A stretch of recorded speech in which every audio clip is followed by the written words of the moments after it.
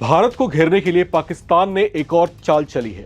इस बार निशाना सीमा नहीं, हिंद महासागर है।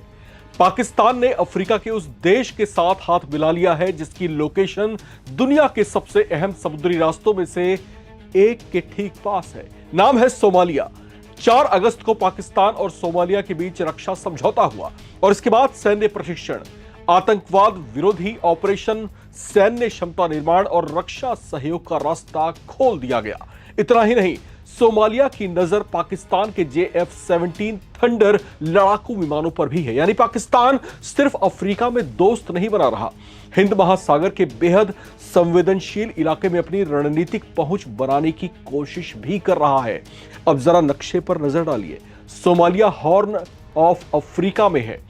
सामने अदन की खाड़ी, आगे लाल सागर और उसी समुद्री क्षेत्र से होकर एशिया, यूरोप और पश्चिम एशिया के बीच भारी मात्रा में व्यापार और ऊर्जा की आवाजाही होती है।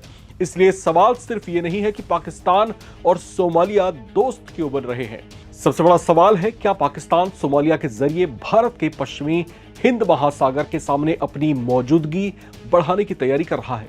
और अगर आने वाले समय में यह रक्षा सहयोग सिर्फ ट्रेनिंग और हथियारों तक सीमित नहीं रहा, बल्कि पाकिस्तानी नौसेना की नियमित मौजूदगी, संयुक्त समुद्री अभ्यास या लॉजिस्टिक सपोर्ट तक पहुंच गई, तो हिंद महासागर में भारत के सामने एक नया रणनीतिक मोर्चा खुल सकता है। नवभारत टाइम्स की इस खास रिपोर्ट में समझिए पाकिस्तान की सोमालिया में एंट्री का असली मकसद क्या है, JF-17 की संभावित डील कितनी अहम है और भारत के लिए हिंद महासागर में यह नया समीकरण कितना बड़ा खतरा बन सकता है।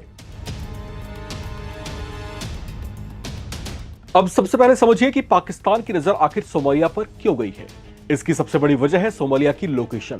हॉर्न ऑफ अफ्रीका में बैठा सोमालिया एक तरफ अदन की खाड़ी से जुड़ा है और दूसरी तरफ हिंद महासागर से, यानी लाल सागर, अरब सागर और हिंद महासागर से जुड़े महत्वपूर्ण समुद्री रास्तों के बीच में यह बेहद करीब है। दुनिया के लिए यह सिर्फ समुद्र का एक हिस्सा नहीं, बल्कि व्यापार और ऊर्जा की ऐसी लाइफलाइन है जिसकी सुरक्षा पर अमेरिका से लेकर चीन और भारत तक की नजर रहती है। ऐसे इलाके में पाकिस्तान का सैन्य सहयोग बढ़ाना इसलिए महत्वपूर्ण है क्योंकि इससे उसे अफ्रीका के पूर्वी तट पर एक नया रणनीतिक संपर्क मिल सकता है। लेकिन यहां पर एक बात बिल्कुल साफ समझ लीजिए, अभी सोमालिया को पाकिस्तान का सैन्य अड्डा कहना जल्दबाजी होगी। फिलहाल दोनों देशों के बीच रक्षा समझौते, सैन्य प्रशिक्षण, आतंकवाद विरोधी सहयोग, अनुभव साझा करने और क्षमता निर्माण की बात सामने आई है। लेकिन रणनीतिक खेल यहीं से शुरू होता है, क्योंकि सैन्य प्रभाव अक्सर सीधे बेस बनाने से नहीं, बल्कि पहले प्रशिक्षण, हथियार, सलाह और संयुक्त अभ्यास के रास्ते बनाए जाते हैं। पाकिस्तान के लिए सोमालिया इसलिए भी बेहद अहम है क्योंकि वो हॉर्न ऑफ अफ्रीका में अपनी मौजूदगी बढ़ाकर अपनी सैन्य और कूटनीतिक पहुंच का दायरा बड़ा करना चाहता है। 4 अगस्त का रक्षा समझौता इसी दिशा में एक बड़ा कदम माना जा सकता है। पाकिस्तान को यहां पर अपनी सेना के आतंकवाद विरोधी अभियानों और प्रशिक्षण के अनुभव का इस्तेमाल करने का मौका मिलेगा, जबकि सोमालिया को एक ऐसा सैन्य साझेदार मिल सकता है जो उसे प्रशिक्षण और अपेक्षाकृत कम लागत वाले रक्षा उपकरण उपलब्ध करा सके। और इसी कड़ी में JF-17 थंडर का नाम सबसे ज्यादा चर्चाओं में है। सोमालिया की इस पाकिस्तानी लड़ाकू विमान में रुचि की रिपोर्ट सामने आ चुकी है। अगर भविष्य में यह संभावित सौदा हकीकत में जमीन पर उतरता है तो सोमालिया की वायु क्षमता में बड़ा बदलाव आ सकता है और पाकिस्तान के लिए यह सिर्फ हथियारों की बिक्री नहीं, बल्कि अफ्रीका में रक्षा प्रभाव बढ़ाने का जरिया भी बन सकता है।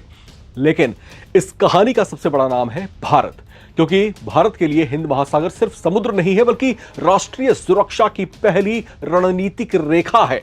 भारत का ऊर्जा आयात, समुद्री व्यापार और पश्चिम एशिया से जुड़े आर्थिक हित इसी व्यापक समुद्री क्षेत्र से जुड़े हुए हैं। ऐसे में अगर पाकिस्तान हॉर्न ऑफ अफ्रीका में धीरे धीरे अपनी सैन्य मौजूदगी बढ़ाता है तो भारतीय नौसेना को इस पूरे क्षेत्र में अपनी निगरानी और समुद्री गतिविधियों पर ज्यादा ध्यान देना पड़ेगा, खासकर तब जब पाकिस्तानी नौसेना की नियमित आवाजाही, समुद्री अभ्यास या लॉजिस्टिक सहयोग भविष्य में बढ़ता है। और यहां सबसे बड़ा खतरा यह नहीं है कि पाकिस्तान अचानक हिंद महासागर में भारत से ज्यादा ताकतवर हो जाएगा। असली खतरा यह है कि उसकी लोकेशन क्या है। अगर पाकिस्तान को अफ्रीका के पूर्वी तट पर लंबे समय तक सैन्य सहयोग का नेटवर्क मिल जाता है तो उसे भारतीय समुद्री गतिविधियों के आसपास अपनी रणनीतिक पहुंच बढ़ाने का मौका मिलेगा। इसका मतलब यह नहीं है कि वो सीधे भारतीय नौसेना की निगरानी करने लगेगा, लेकिन भारत को पश्चिमी हिंद महासागर में पाकिस्तान की गतिविधियों को ट्रैक करने के लिए अतिरिक्त संसाधन और रणनीतिक तैयारी रखनी होगी।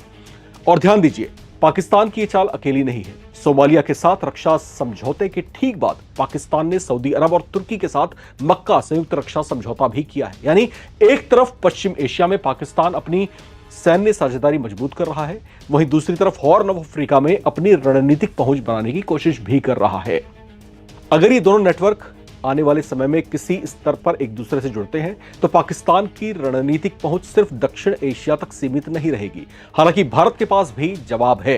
हिंद महासागर में भारतीय नौसेना की मजबूत मौजूदगी है और भारत लगातार अफ्रीकी और हिंद महासागर के देशों के साथ समुद्री सुरक्षा सहयोग बढ़ा रहा है।